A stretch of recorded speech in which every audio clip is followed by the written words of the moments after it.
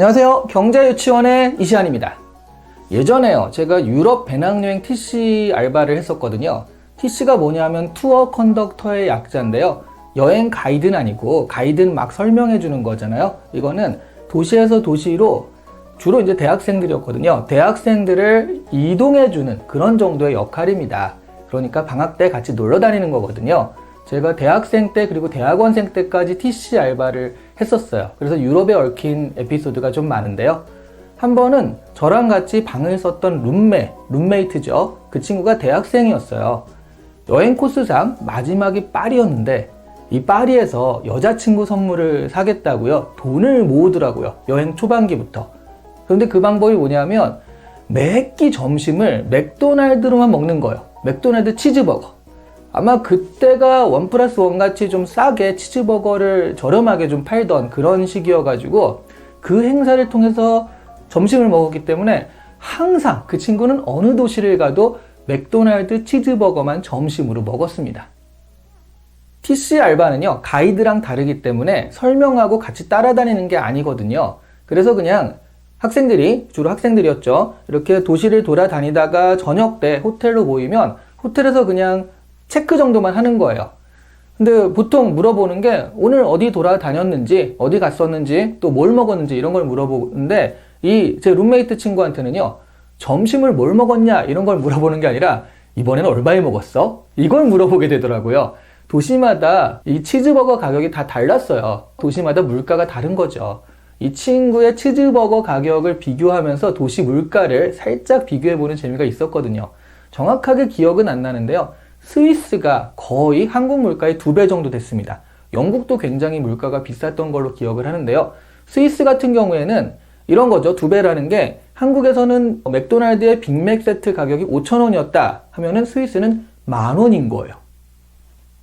저도 덴마크에 갔을 때 빵에 소세지만 있는 이런 핫도그 있죠. 이런 핫도그를 우리나라에서는 2,000원, 2,500원 정도 하면은 먹을 수 있는 핫도그잖아요. 이 핫도그를 12,000원 정도에 사 먹은 적이 있어요. 너무 배가 고파서 어쩔 수 없더라고요. 눈물을 머금고서 사 먹었는데 뭔지 좀 억울하니까.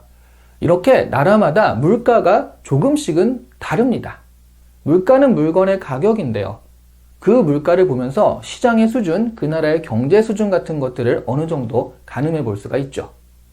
이렇게 물가는요, 나라마다 조금씩 다르죠. 그리고 같은 나라에서도요, 도시마다, 지역마다 조금씩 다르기도 합니다.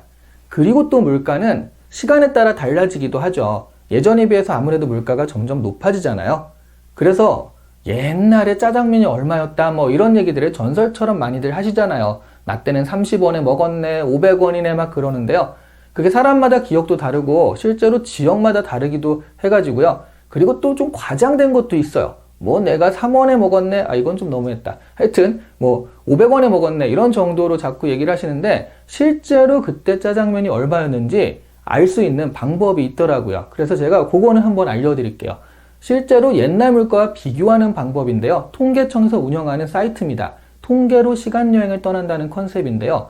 www 굳이 뭐 이렇게 월드와이드 웹 kosis.kr로 들어가 보시면 돼요. 한번 같이 들어가 보실까요?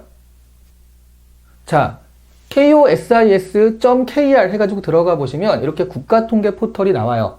마치 이렇게 하니까 굉장히 통계청의 협찬을 받은 것처럼 보이잖아요. 그렇지 않습니다. 너무나 그랬으면 하는 바람은 있지만 네, 그렇진 않고요. 자, 기다립니다. 대신 통계청 협찬 기다릴게요. 네. 자, 여기 들어가 보시면 이렇게 여러 가지 통계 자료들을 좀 재밌게 볼 수 있어요. 나중에라도 우리가 좀 많이 보게 될 거거든요. 뭐 인구, 사망자 수, 기대수명 볼까요? 83.3세. 이 기대수명이란 개념은 지금 태어나는 아이가 몇 살까지 살 수 있을지가 기대수명이거든요. 그래서 지금 태어난 아이들은 83세까지 살 수 있을 것이다. 이건 뭐 나중에 또 설명을 할 건데. 예. 자, 오늘은 이 중에 쉽게 보는 통계라는 여기를 이렇게 들어가 보시면 여러 가지가 있잖아요. 이 중에 통계 시각화 콘텐츠 여기로 들어가 보는 겁니다.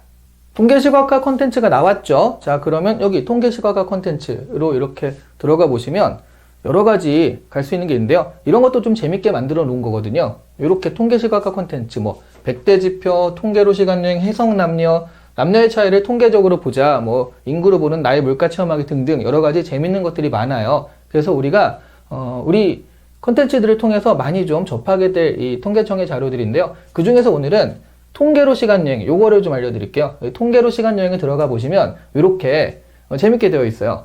자, 가령 1950년, 이건 너무했다. 한 1900, 요 정도, 90년으로 해볼까요? 1990년에 여기 보시면 뭐 경제, 사회, 환경, 그 시절 통계가 어땠는지가 나오잖아요. 이거 좀 줄일까?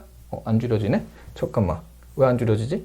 네, 자, 뭔가 좀 잘난 듯이 막 이렇게 해보려다가 안 됐습니다. 자, 물가 체험을 이렇게 보시면 여기에 물가 가격 중에 짜장면 있잖아요. 자, 짜장면을 눌러보시면요. 자, 그리고 이제 여기 이렇게 내려가시면 시간여행을 떠나기. 자, 가보시면, 네, 자, 이렇게 짜장면이 그때 얼마였는지, 요게 물가 체험 나오잖아요. 자, 체험하기를 눌러보시면요. 자, 지금 자기 동네에 짜장면 가격이 얼마냐를 물어보거든요. 여기다 이제 넣습니다. 지금 여러분 얼마에 드시는지요? 뭐 한 5,000원에서 6,000원 정도 하죠. 네. 자, 얼마 정도? 한 5,000원 해볼까요? 5,000원? 6,000원? 6,000원 정도 하나요? 6,000원. 자, 6,000원 정도에 먹었다. 라고 하면, 자, 비교하기를 들어가 보죠. 네. 1990년에는요, 1,363원이었다는 거예요. 짜장면이. 지금 6,000원 정도 하는 짜장면이 물가 지수를 비교해 보니까 이때는 1,363원 정도에 먹을 수 있었다라는 겁니다. 이번에는요, 한 2000년 정도 가볼까요? 2000년 정도면, 자, 2000년에 짜장면 가격이 또 얼마인지, 짜장면뿐만 아니라 그때 그 시절 통계나 여러 가지가 있거든요. 한번 해보시면 재밌습니다. 짜장면 가격을 또 한번 비교해 보죠. 아까는 1,300원 정도였으면 지금은 그러면 6,000원 정도 하잖아요? 그러면 2000년의 물가는 얼마냐? 다시 또 해야 되는군요. 6,000원 여기 있으니까, 자, 6,000원 이렇게 입력을 해서 비교를 해보면요. 이때는 3,009원. 그러니까 10년 만에 2배가 된 거예요, 물가가. 그쵸? 1,300원 막 이랬다가 2000년에는 1990년에는 그러다가 이제 3,009원이 됐고요. 그리고 20년 만에 6,000원이 된 거니까 지금 6,000원인 거잖아요. 20년 만에 또 2배가 된 거네요. 자, 이렇게 짜장면 가격이 얼마였다 하는 것들을 이런 식으로 비교해 볼 수가 있어요. 그러니까 30원에 먹었다 이런 건 좀 지나치게 뻥이 아닌가, 아니면 아주 옛날이 아닌가 하는 생각이 드네요. 다시 한번 말씀드리지만 통계청 협찬이 아닙니다. 통계청 협찬을 기다리는 거예요. 네, 많이 보셨으면 좋겠네요. 자, 이렇게 물가는요, 지역보다는 시간 변수에 따라서 많이 좌우가 됩니다. 20년이면 일단 물건 가격이 2배가 되었잖아요. 하긴 그전에는 뭐 10년 만에 2배가 되기도 했었고요. 보통은 시간이 지나면서 물가가 오르게 되죠. 그런데 사실 지표상의 물가는 무척 더디게 올라갑니다. 하지만 흔히 말하는 장바구니 물가라고 하잖아요. 시장에서 물건을 사거나 할 때 체감되는 물가는 확 다르단 말이죠. 이건 도대체 왜 이렇게 되는 걸까요? 심지어는요, 2019년 9월에는 이런 기사도 난 적이 있는데요. 통계청이 집계한 물가 상승률, 소비자 물가 상승률은 0%였어요.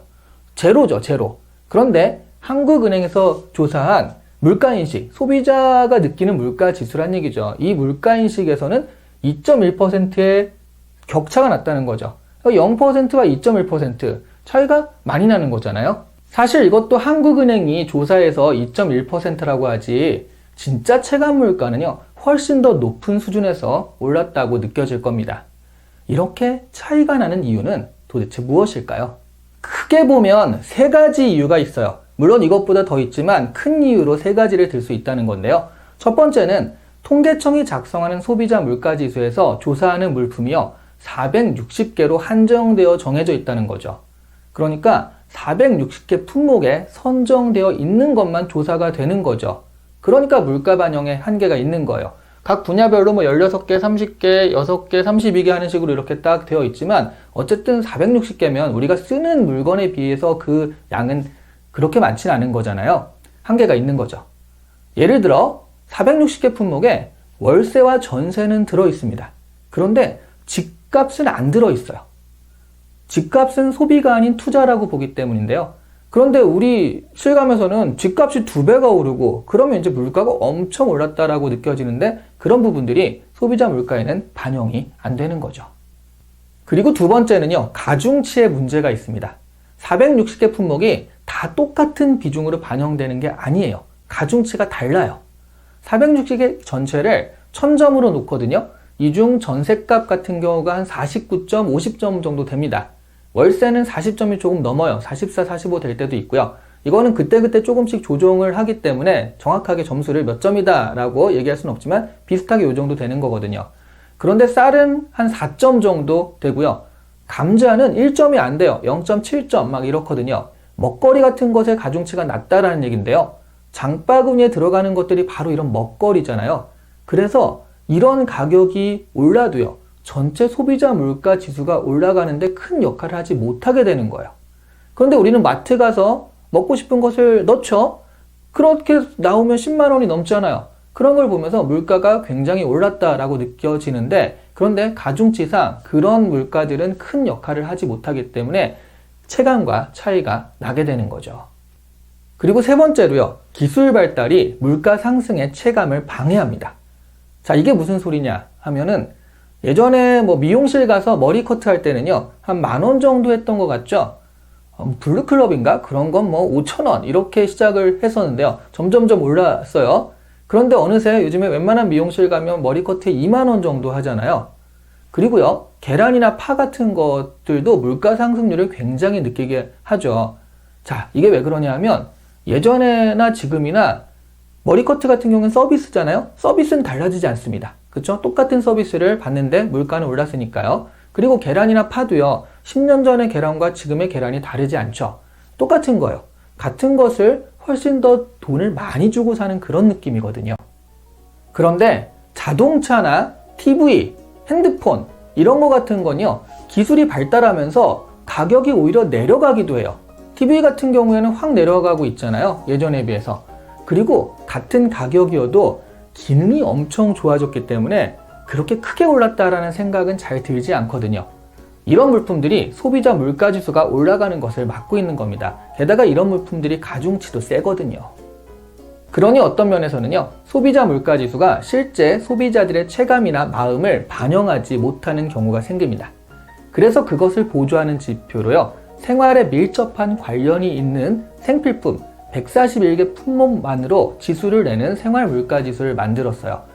바로 이 초록색 선, 연두색인가요? 연두색 선으로 표시한 게 생활 물가 상승률이라고 있고요. 그리고 이 주황색 선이 소비자 물가 상승률로 이렇게, 지금은 차이가 없지만 이렇게 차이가 날 때가 있죠. 이렇게 생활 물가 지수를 만들어서 따로 보지만 여전히 좀 정확하다, 뭐 굉장히 잘 반영됐다 이런 느낌은 좀 아니긴 하죠. 이렇게 크게 보면 세 가지 정도가 소비자 물가지수와 우리 체감지수가 차이가 나는 이유였거든요. 그러면 다음 콘텐츠에서는요, 이렇게 소비자 물가지수와 우리가 체감하는 물가가 따로 놀 때 어떤 일이 벌어지는지 그것에 대해서 생각해 보기로 할게요. 자, 오늘은 여기까지입니다. 이재한의 경제유치원이었습니다. 근데요, 제가 촬영을 다 한 다음에 생각이 났는데, 파리에서 치즈버거만 먹던 그 친구 있잖아요. 여자친구 줄 선물 산다고 그렇게 눈물겹게 한 달 동안 치즈버거만 먹던 그 친구 어떻게 됐냐고 이 얘기하면 굉장히 많이 물어보시거든요. 정말로요? 진짜 이게 재밌게 하려고 한 게 아니라 진짜로 파리에서 선물을 사가지고 갔어요. 근데 서울에 와가지고 일주일 만에 깨졌습니다. 정말 저희가 이제 유럽 여행 팀이 나중에 뒤풀이 할 때 저희도 그래서 선물 줬는데 여자친구는 어떻게 됐니? 이게 제일 초미의 관심사였거든요. 그런데 깨진 상태에서 뒤풀이를 나왔어요. 와, 정말 뭐랄까, 치즈버거만 먹던 그 친구의 눈물겨움을 우리가 다 알고 있거든요. 엄청 정말 다 같이 왠지 짠해서 술을 먹었던 그런 뒤풀이였던 걸로 기억을 합니다. 네. 자기가 먹어야 돼요. 괜히 나중에 하지 말고요. 그냥 자기가 먹을 때 먹어야 되는 것 같습니다.